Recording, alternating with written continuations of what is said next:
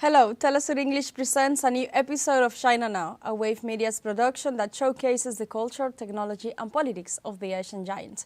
In this first segment, a second episode of China Currents celebrates the Chinese New Year, diving into the main stories of the year 2023 that impacted the lives of the Chinese citizens and the world. Let's see. China Currents is a weekly news talk show from China to the world. We cover viral news about China every week and also give you the newest updates on China's cutting-edge technologies. Let's get started.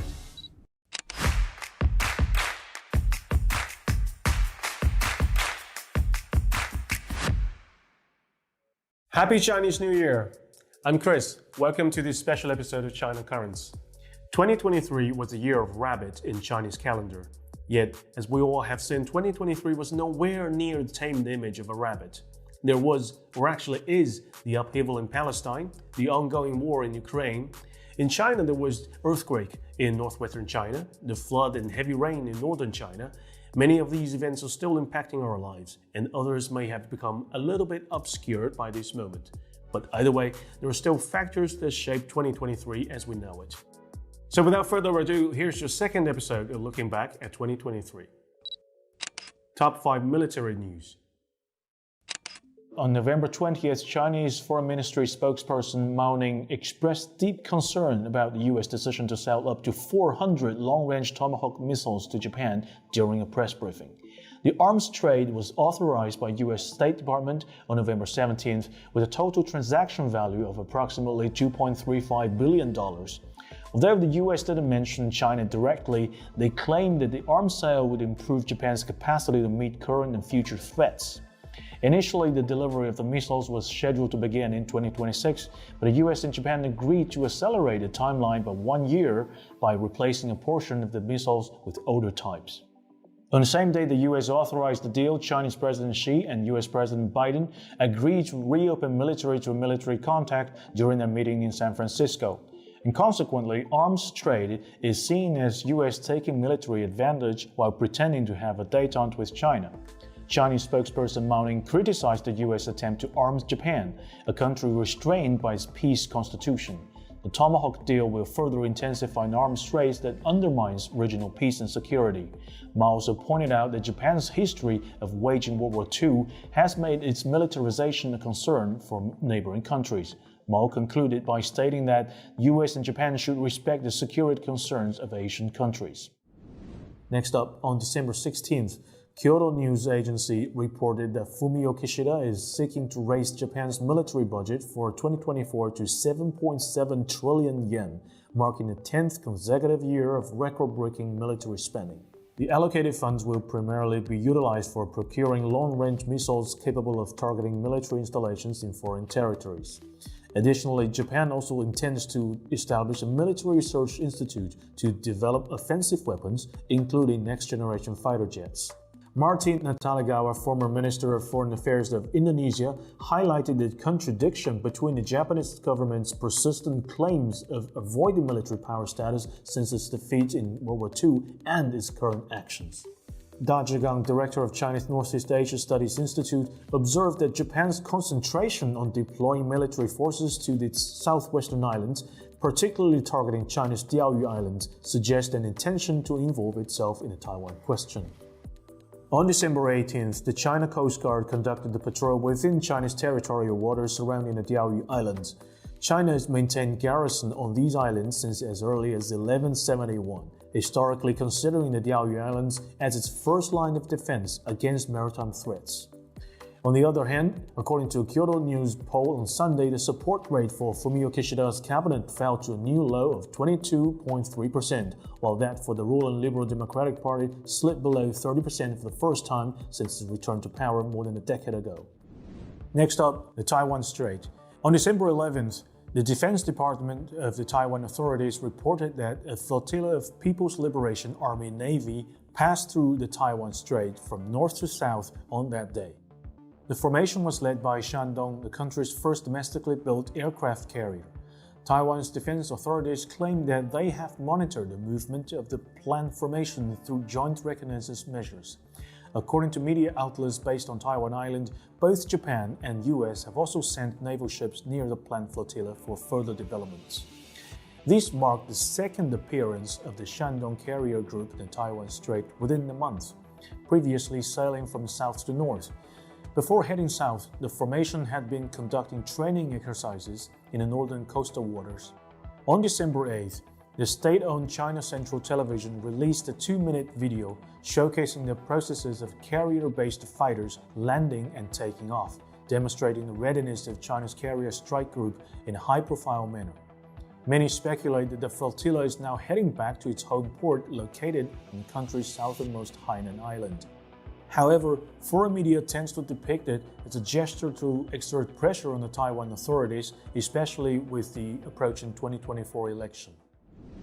Next up, on August 19th, the Eastern Theater Command of the People's Liberation Army announced that it had organized joint sea and air combat readiness patrols around the Taiwan Island, conducting joint exercises involving naval and aerial forces. According to the report from Taiwan, a total of 45 PLA military aircraft and 9 warships were observed operating near the Taiwan Strait. Among the 45 aircrafts, 27 crossed the so-called middle line. Notably, the Eastern Theater Command also released a video of the exercise. Undoubtedly, the aim is to demonstrate the joint combat capabilities of the theater's forces, sending a strong warning to both separatists and foreign countries that engaged in provocations and collusion. The military exercise is a reaction to Lai Ching-te's earlier visit to the United States. Lai, a politician affiliated with Taiwan's Democratic Progressive Party, arrived in New York for so-called transit on August 12th. Lai used his brief transit in New York to garner support for his separatist agenda from the United States. Meanwhile, China's Taiwan Affairs Office also started its investigation into trade barriers set by Taiwan Island, which probably will lead to an end of the ECFA, the trade agreement between the mainland and the island. On August 21st, China's General Administration of Customs suspended importing Taiwan's mangoes. According to the official announcement, citrus mealybugs have been found on mangoes from the Taiwan Island in recent inspections. The suspension is made to prevent further damage to the mainland's agricultural production. On Chinese internet, many consider the suspension as a warning to the Taiwan separatists. Next up, on November 23rd, a ceremony in Incheon was jointly held by China and South Korea to transfer the remains and belongings of 25 Chinese soldiers who sacrificed their lives during the Korean War from 1950 to 1953. The significant event marked the 10th handover ceremony and took place at Incheon International Airport. Chinese ambassador to South Korea, Xing Haiming, respectfully covered the coffins of the soldiers with Chinese national flags, followed by a solemn memorial service conducted by the Chinese delegation. The coffins were then escorted by the Chinese honor guards to an awaiting Air Force plane for repatriation. Expressing gratitude for South Korea's consistent effort in facilitating the handover, Chinese Vice Minister of Veterans Affairs, Chang Zhengguo, acknowledged and appreciated their commitment. Chang also emphasized China's dedication to further enhancing communication and coordination with South Korea, deepening friendly cooperation, and expediting repatriation process for more fallen Chinese soldiers. The ceremony was attended by members of the Chinese delegation, officials from the Chinese embassy in South Korea, representatives of the Chinese students and companies based in South Korea, as well as officials from South Korean Defense Ministry, Foreign Ministry, and Presidential Office. Top 5 political news. On July 17th, the U.S. Special Presidential Envoy for Climate, John Kerry, visited China. He talked with his Chinese counterpart about emission and carbon neutrality. According to various reports, the intention of Kerry's visit was to pressure China to yield more in total emission. However, after 3 days of negotiation, Kerry left Beijing without any announcement to make. Observers thus commented, "Keeping communicating is better than nothing," a similar statement to Blinken's earlier visit. While in combating global warming, China has done a lot to reduce its emissions. In 2022, 31.6% of electricity was generated by renewable energy. 76% of the newly constructed power plants were renewable energy-based. 24% of all the vehicles sold in 2023 are BEV. battery electric vehicles, which means that they are fully electric vehicles with rechargeable batteries and no gasoline engine.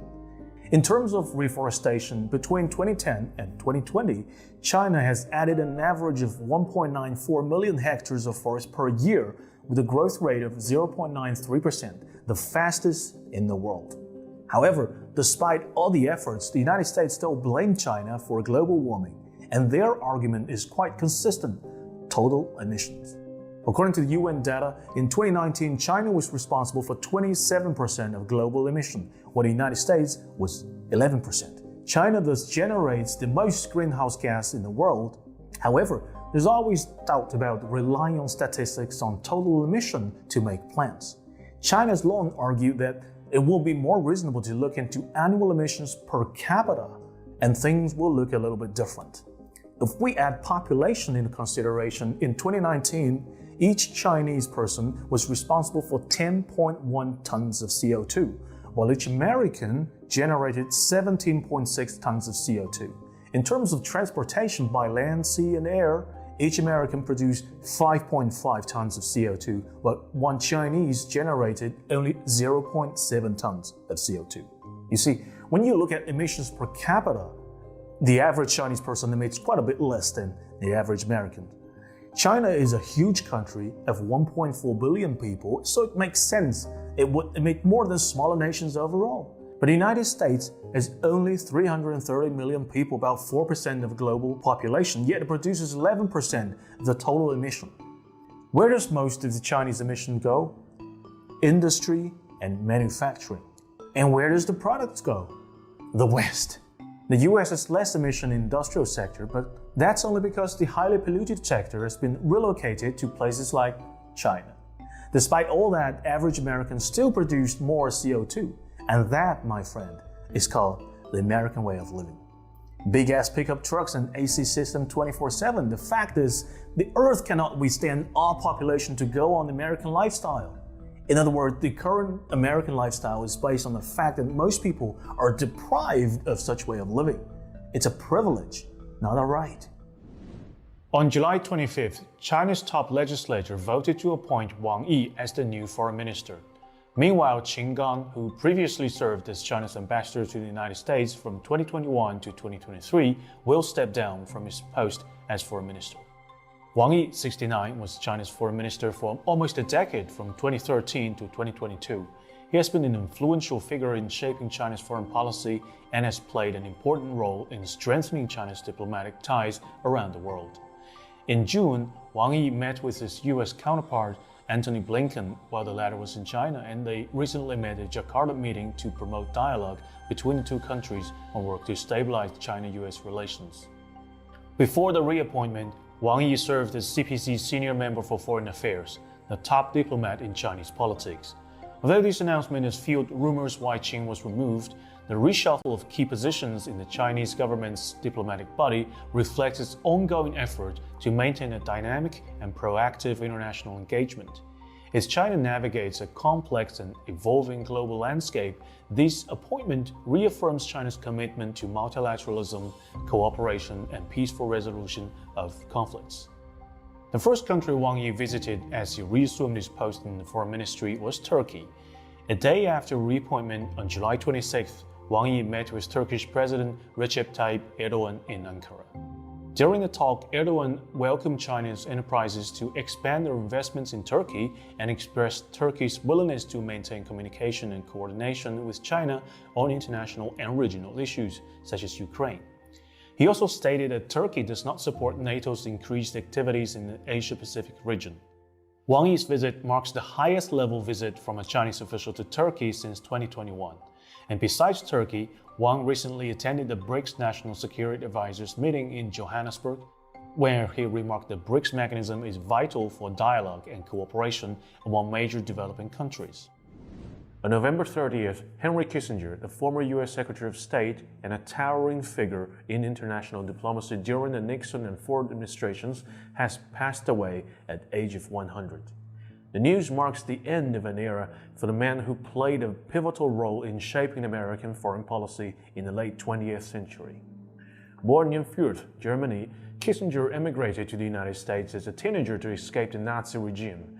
As a U.S. top diplomat, Kissinger played a crucial role in many significant international events, including the establishment of U.S. diplomatic relations with China, the negotiation of the Paris Peace Accords, and helped to end the Vietnam War and the initiation of détente with the Soviet Union. Henry Kissinger, as the United States National Security Advisor and later as Secretary of State during the Nixon administration, made a secret trip to Beijing to meet with Chinese Premier Zhou Enlai in 1971, paved the way for President Richard Nixon's historic visit to China the following year.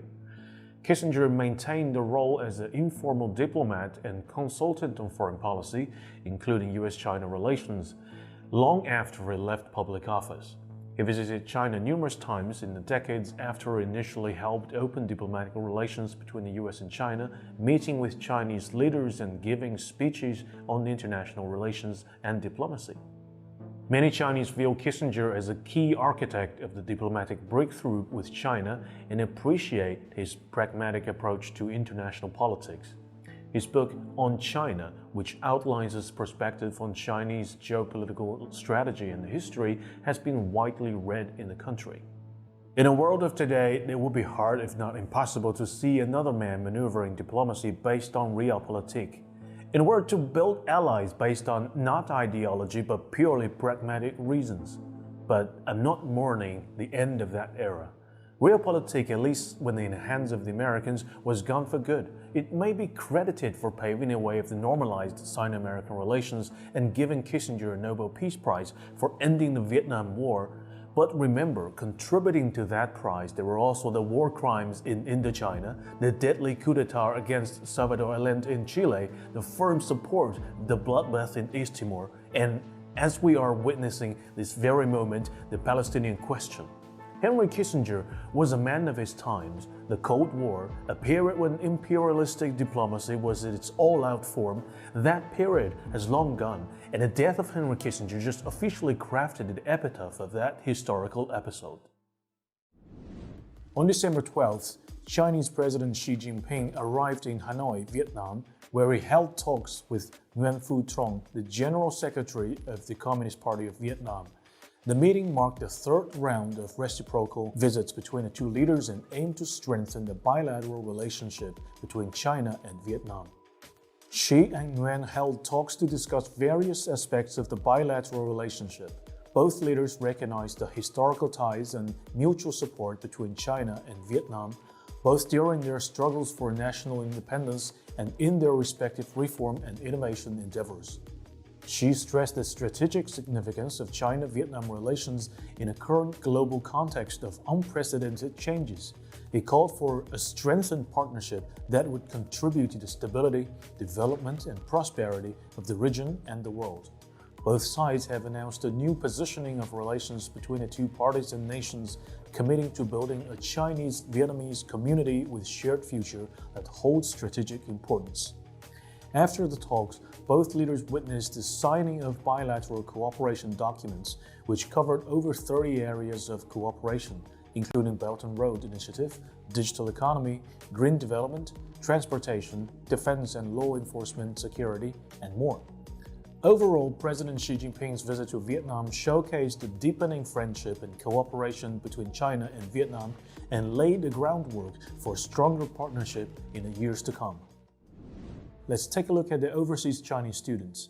According to a December 12th report by Science, a new Florida state law is preventing faculty at the state's 12 public universities and colleges from hiring Chinese graduate students and postdoctoral researchers to work in their labs.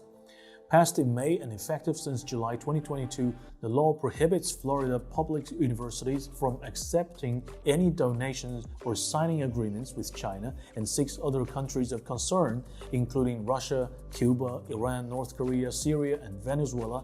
Certain research and academic collaborations, including visiting scholar programs, have also been banned since December 1st.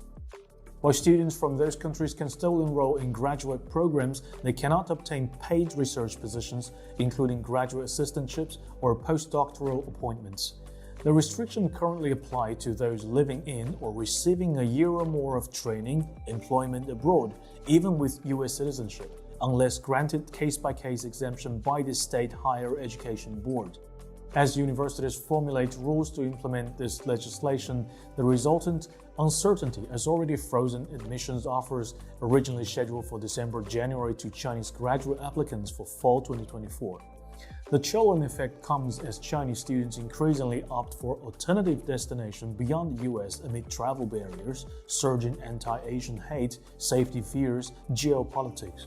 Already, Chinese enrollment in America dropped 8.6% last year.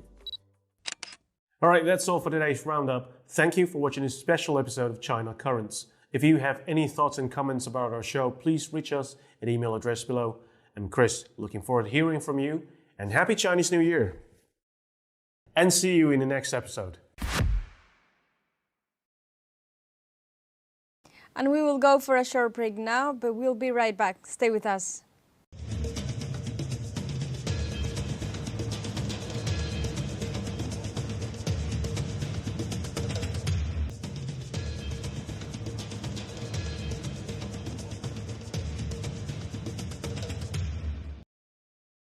Welcome back to China Now. In this second section, we will dive into a new revolutionary research of a US-Chinese team that creating a working semiconductor out of graphene for the first time, potentially paving the way for ultra-fast computing beyond silicon chips. Let's see.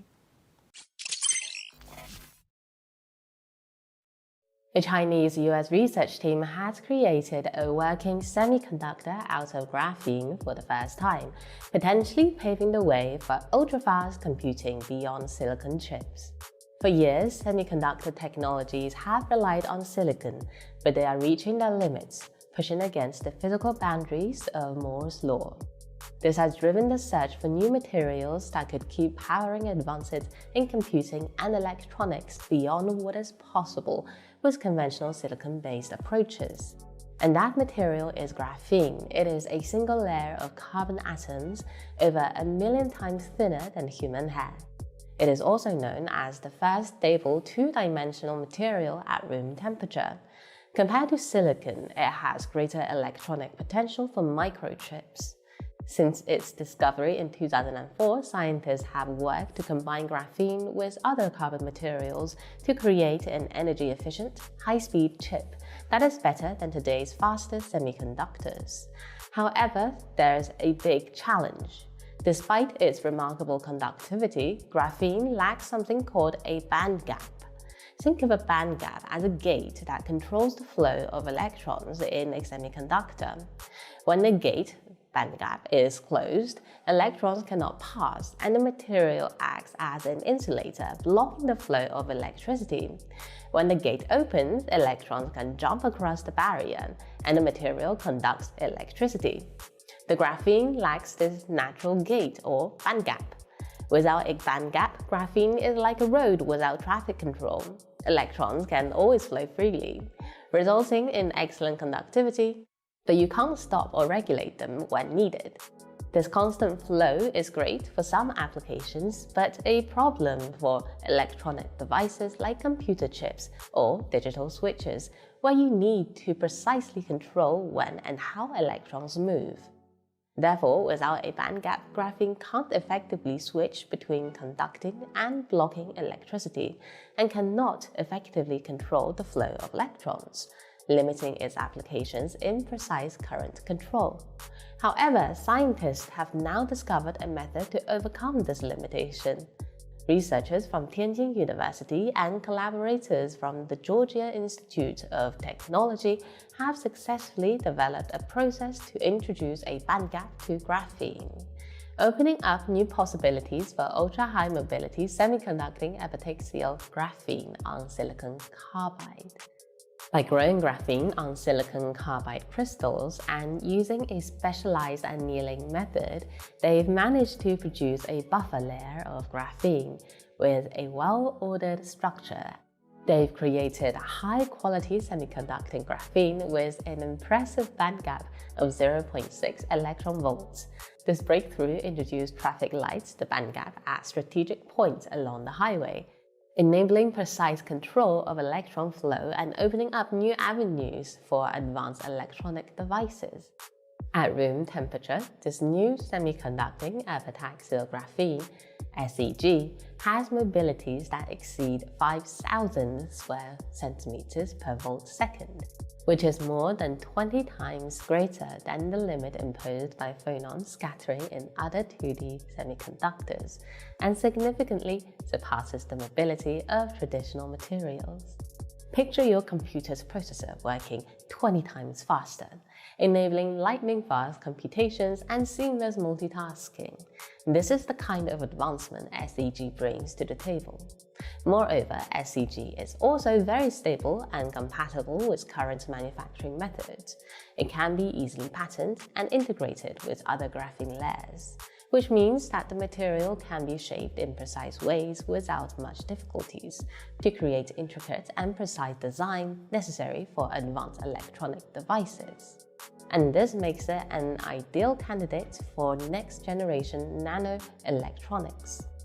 While the research is still in its early stages, the group leader, Professor Ma Lei, estimated that it might take another 10 to 15 years to fully realize the industrial implementation of graphene semiconductors.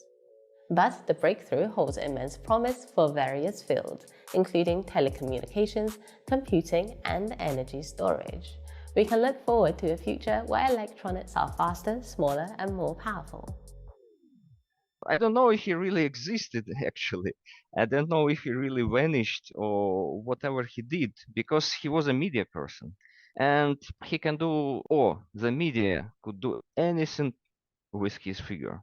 So to make him a hero, then to make him a villain, then to make him a victim, and it's all in our computers. It's all in our internet and the screens.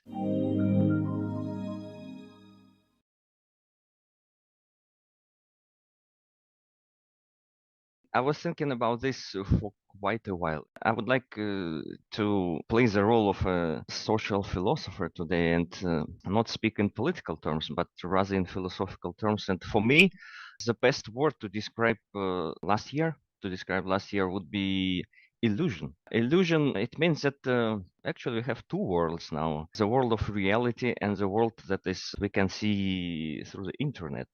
And with the development of AI, with the development of deepfakes, with the development of technologies that can imitate the voice, imitate the people, imitate the reality, we are now more and more immersed into the different world, into, if we use it in Buddhist terms, a kind of illusion. And for me, as a social scientist, it's more and more difficult to distinguish the truth from imagination. So it's just all around us. When we want to know what's the weather outside, we don't look through the window. We log on to internet and see what is the weather outside and try not to experience it ourselves. When we want to know what's going on in China, we look on the internet and just believe what is in internet instead of traveling, instead of experience it in our own way. And from this point of view, it's not just a matter of one or two examples. It's all the realities that we are living in, you and me, everyone, is a reality that is painted by the media, is painted by the internet. Last year was a breakthrough in artificial intelligence technologies. They made it even more immersive. So now you don't really need the voice of someone real. You just generate it. And then, because people get used to believing in a picture on the screens, on the mobile phone screen, on the computer screen, not something that they can see through the window. So it became much more easier to manipulate the understanding of reality for the people. And I don't say it scares me. It's quite natural, maybe. I don't see it as a threat. Just as a social scientist, again, I watch it and I understand that we are morphing into something that we have never experienced before, something which we can call a new reality. And it's in political and it's in cultural sphere everywhere. And from this point of view, I think that illusion or imagination would be the best word to describe that year.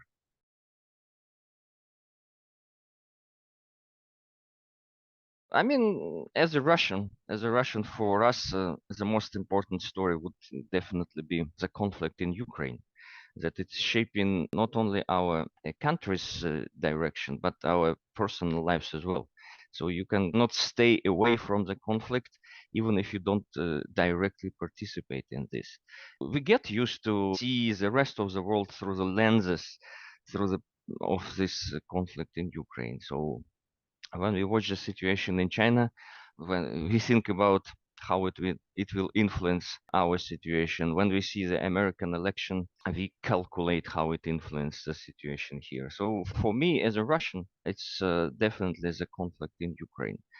For me, as a human being, it's as I mentioned before, it's a breakthrough in artificial intelligence development that is shaping not only the entire humanity trajectory of development, but my personal trajectory as well. To summarize, I would say that from political point of view, it was a conflict in Ukraine, and in general, the conflict between Russia and the West and the role of the global South. And from the cultural, technological point of view, is the development of artificial intelligence, obviously.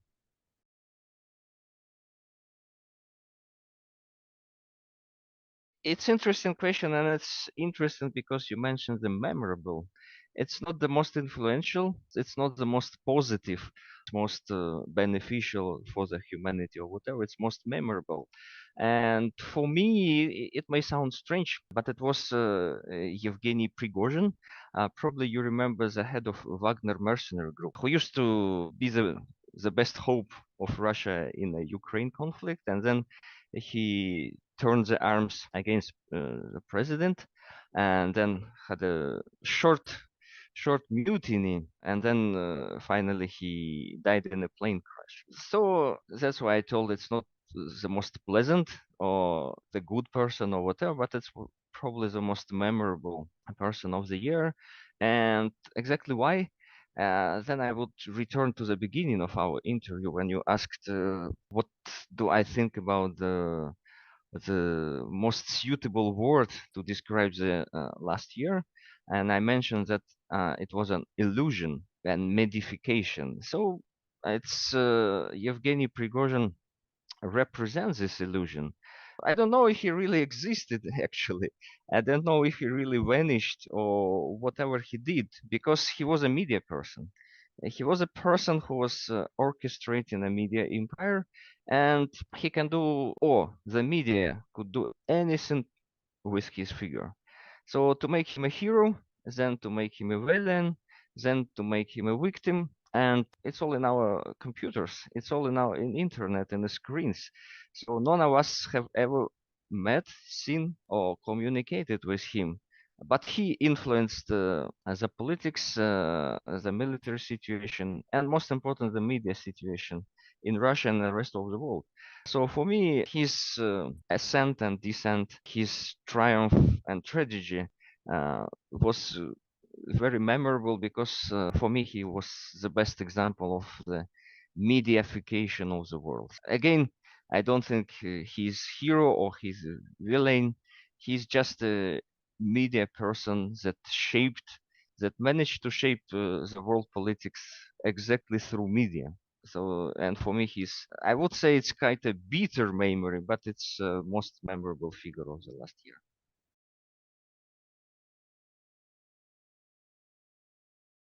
It's very important for us. It's very important for us as a distinctive country and as a country civilization that we keep our sovereignty. How should we understand this word? In many, many aspects. First of all, of course, it's a political sovereignty, which means that we are free and that we can make decisions about our future ourselves. Of course, we should take into consideration the interest and of other countries, and we cannot be completely independent. You can be completely independent only on the moon, or maybe even on the moon you are not fully independent. But I mean that we can make the decisions about our future ourselves. And political sovereignty is nothing without economic sovereignty. And it means that our economy should be self-sufficient, that we should be able to withstand, that we should be able to develop ourselves without relying too much on the outside world. And then we have a cultural sovereignty, which means that we have our own distinctive culture, and we should not be dependent, completely dependent on an outside world from a cultural, ideological point of view. And of course, there is a military sovereignty as well, so we should keep our borders safe. So this is complex question, political, economical, cultural, and military. But the idea, the general and the most important idea is that we should be self-sufficient and we should develop in our own way, which is the most important. And the second question you mentioned, whom it was addressed, I believe it was addressed both to internal audience, to Russian people, that really wish and are willing to hear these words from our president, because most of Russian people dream of sovereignty, of real sovereignty. And of course, it was for external audience as well, so that the outside world knows that Russia is willing and is ready to protect and to develop itself as a sovereign, self-sufficient nation.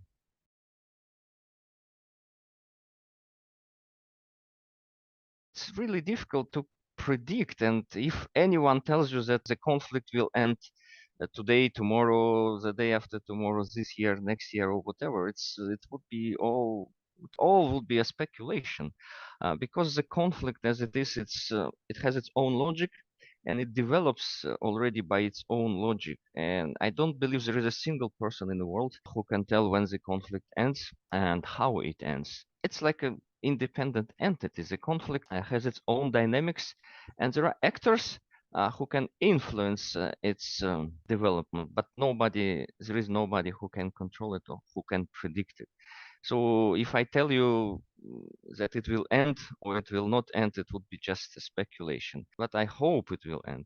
I definitely hope it will end, and there will be peaceful life again. So, but I cannot tell, and I believe nobody can tell when and how it will end, unfortunately.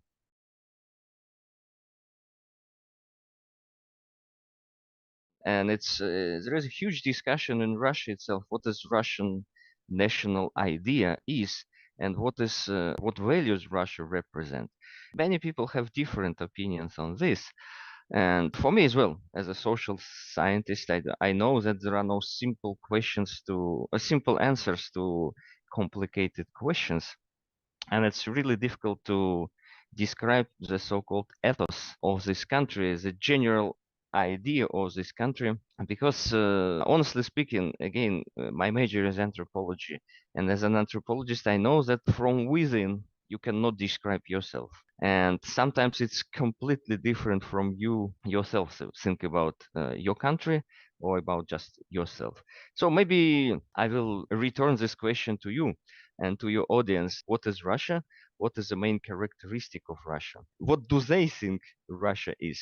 We know that we are different, we know that we are unique, but in what way we cannot see ourselves? And this was another episode of China Now, a show that opens a window to the present and future of the Asian giant. Hope you enjoy it. See you next time.